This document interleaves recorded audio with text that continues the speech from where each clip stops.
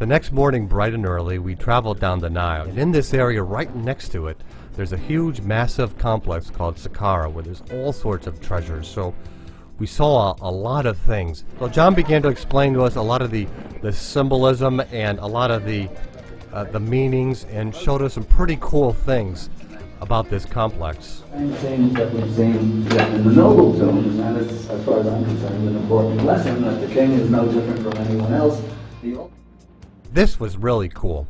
It's a harmonically designed chamber. Even though it's in ruins now, it still works. And going into this little room over here, you can hear something really quite fascinating. I wouldn't have believed it unless I did it and saw it for myself. I don't know if the television will pick up the sound that you can hear. If you listen to this next bit with headphones, you can hear it. I could actually hear my heart beating. Listen.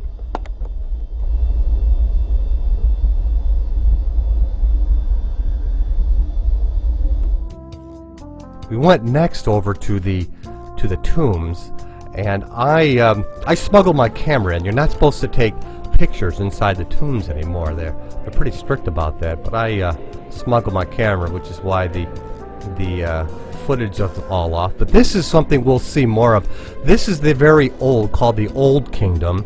It's a very more simple and powerfully designed that came from the very, very beginnings of ancient Egypt. It's really important to understand that everything in ancient Egypt was colorful.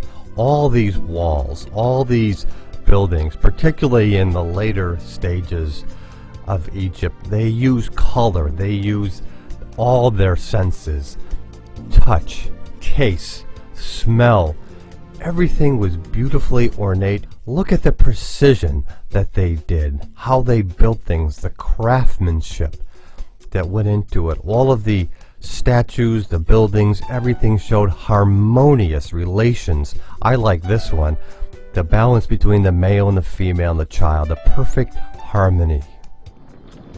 Later that day in this vast desert, we had an experience that really made me feel like a real pharaoh. We were able to actually go inside one of the pyramids. We walked up about 10 flights of stairs and then down 10 flights of stairs, crouched in half, until we got to the very bottom, the very base, the inner core of the pyramid. And when we got there, oh yeah, it was worth it. Look at the beveling, look at the precision in the walls over here.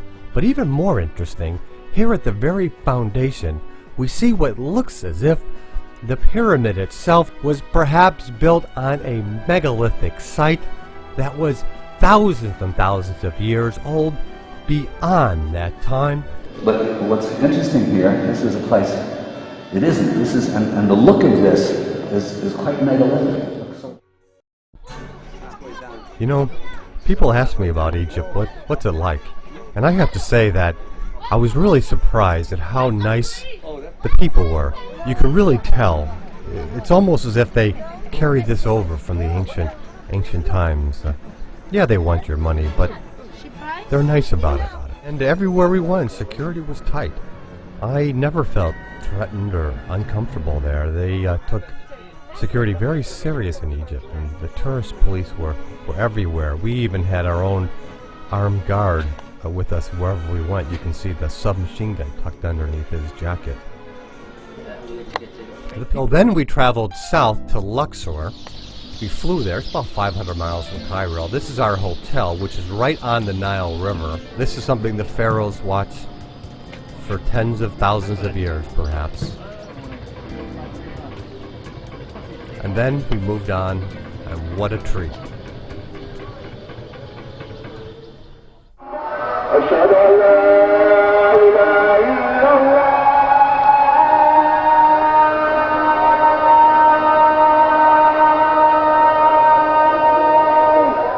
We got at the temple just as the call to prayers. Now, that wasn't happening a couple thousand years ago, but it sort of gave it a really nice effect. This temple was phenomenal. My favorite place in all of Egypt.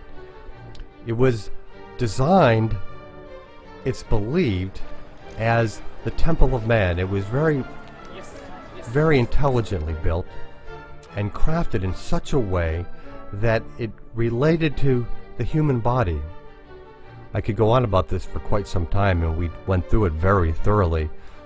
One of the things that interested me was how the symbols and the language of Egypt all was based on religion, and they use plants, they use nature to express small symbols of what they thought were aspects of the supreme. You notice the headdress here. See, it's a vulture. It's so artfully done that you don't even notice that it's there. But in fact, it means the vulture is Mut Nechbet, again represent the cosmic femininity.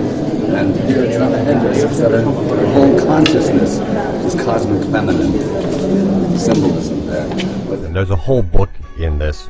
On your left is Horus. Horus is holding in his right hand the ankh, which became the Christian cross. This symbol, we can see the triangle means to give, so this means to give life. The woman here is giving the breath of life. The woman's dress is see-through. She's not hiding anything. Her both hands are right-handed, which usually means active. This may be familiar. Here is the serpent and what appears to be an apple tree. There's the cobra, which represents higher or spiritual wisdom. The bull represents reproductive energies. The crocodile represented death. The hippopotamus, birth. All the animals, if you look deeply at their nature, there's some aspect of that relates to one part of our human existence. Well, there's Sekhmet, which is a lioness on a woman's body representing the power of femininity, something the ladies really enjoyed. There's the ram and the ram's head. This is the jet column. The jet column was the backbone, strength and courage. This is Set.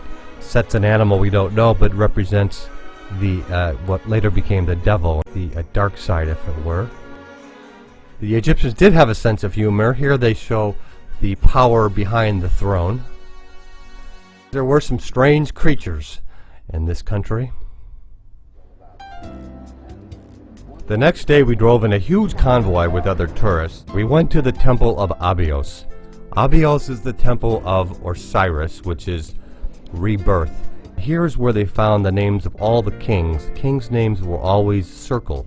Back here, originally buried in the sand, they uncovered this. Now this, John believes, is megalithic, and you can tell by the look, it does look very megalithic. This may be part and linked to the same generation that built the Sphinx some 13,000 years ago. Then we went to the temple of Dendra. Dendra is one of my favorite places. And this is for healing. This is definitely a healing temple. Over there, all the mud brick stuff, that was the sanatorium where they did dream interpretation. Dendra is dedicated to Hathor, the cow or nourishment. Here they found in the ceiling the actual zodiac. We spent quite a bit of time over here, and this is one of my favorite places simply because they celebrated New Year's Eve here. They had a big party. Oh, here you see a typical floor or ceiling, and you see how it's all this weird, because it's not crazy paving, it's all very carefully fitted, but it's all, I mean, there are straight lines, but they're all, in other words, it's a baffle to contain the energy. All this is part of a very remote complex, and you can get a sense that there could be just some amazing things hidden away.